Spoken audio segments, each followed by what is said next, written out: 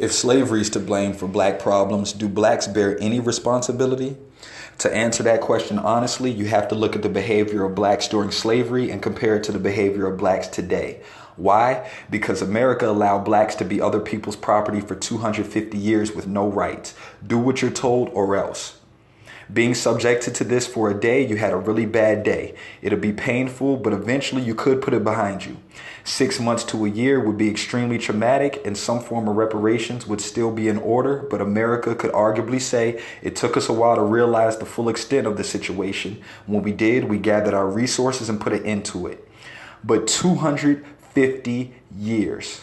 When you allow people to be stripped of their God-given right to think and do for themselves for that long, you're programming them, plain and simple. 250 years of human conditioning. Think about that.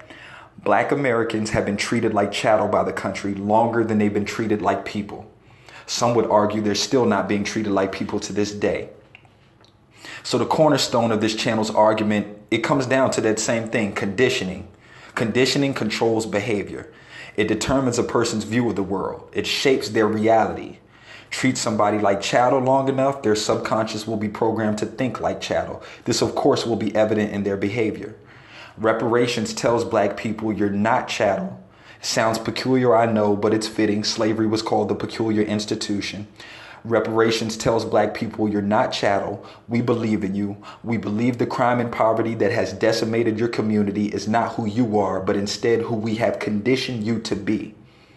As individual human beings, we all are responsible for the choices we make in life. I get that. But I think what happens too often is we tend to overlook the fact that responsibility can be shared.